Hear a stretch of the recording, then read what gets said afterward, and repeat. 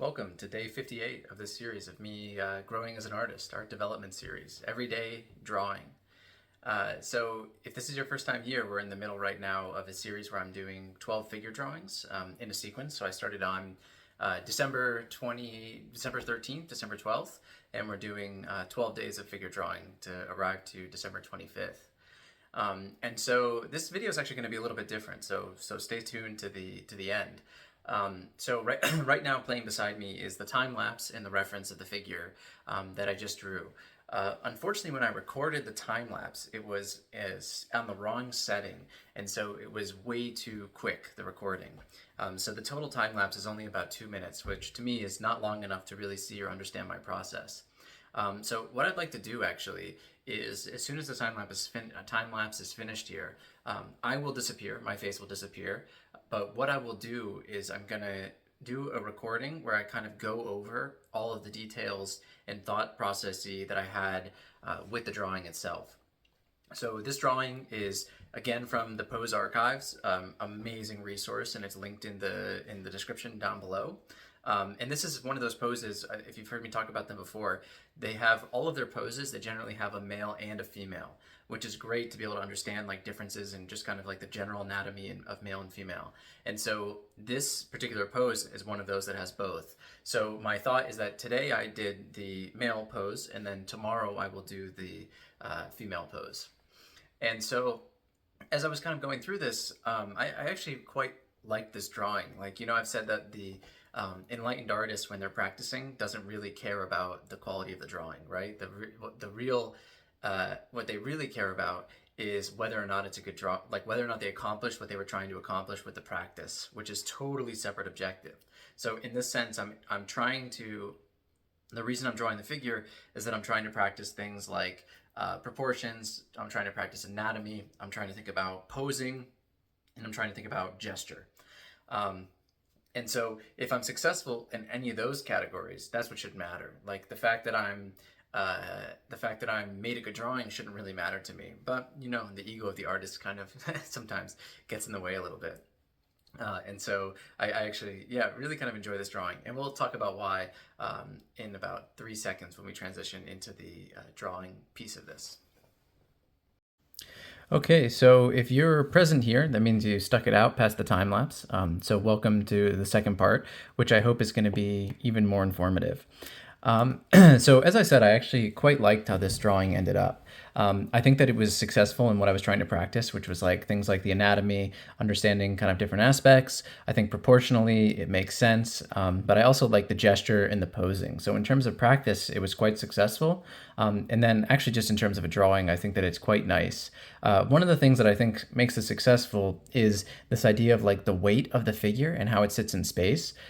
So this pose, there's a lot of different ways in which you kind of feel the weight of the figure.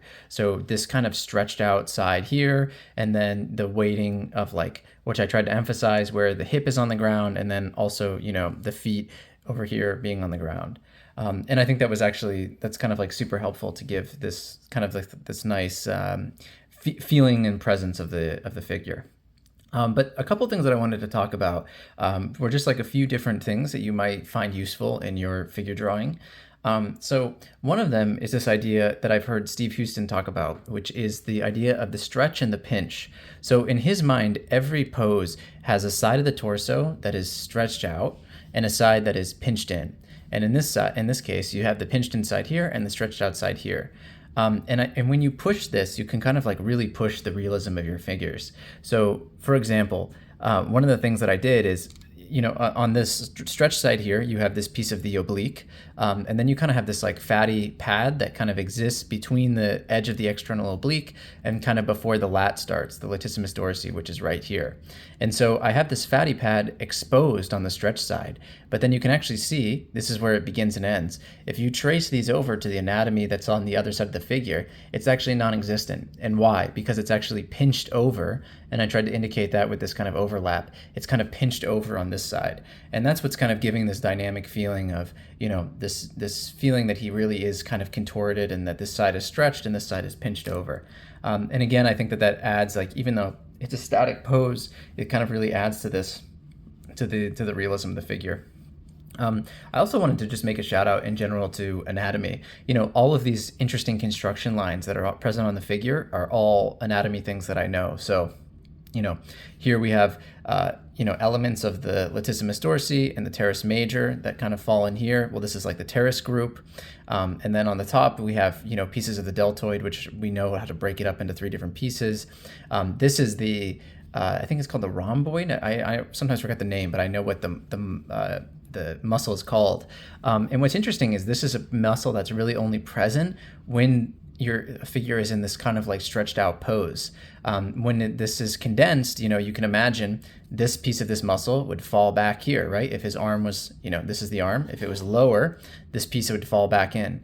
So just knowing that this muscle kind of emerges in that setting is actually really helpful. And can really add to like this realistic element. The interesting thing about anatomy is that even though nobody walking around studies anatomy and knows anatomy, you can recognize good anatomy when you see it. And it's kind of like an interesting paradox, but it kind of plays into drawings well.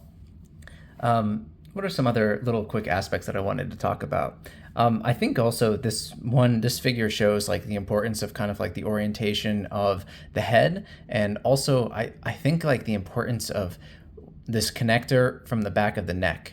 So the orientation of the head being appropriate here, and then having this piece of this is the center point of the neck. This would normally, if his face was, facing downward and not here, this would come up vertically through here. But because he's churned, you can kind of indicate that by making this muscle kind of disappear in the back. And this is would be, if you're following along with anatomy, this is like the trapezius, and these are like the two pieces that come in between it. So these are just kind of some interesting aspects of this drawing that I think make it successful, that you might find interesting and be able to implement into your own work. If nothing else, I hope that this motivates you to study a little bit anatomy, because as I said before, try it yourself. If you do a figure drawing, then spend 30 minutes studying anatomy, an hour, whatever, learning a little bit about it, and then go back to do the same figure drawing, I guarantee that you will be a better artist because of it. And don't trust me, or don't take my word for it. Just do the experiment on yourself and then see if it works or not. And then you can come back to me and say, oh no, I don't want to study anatomy, it doesn't work, which I know won't happen, because studying anatomy will make you a better artist. It's just that simple. So I hope this motivated you to draw today. And if you've already drawn, that's awesome. And we'll see each other tomorrow.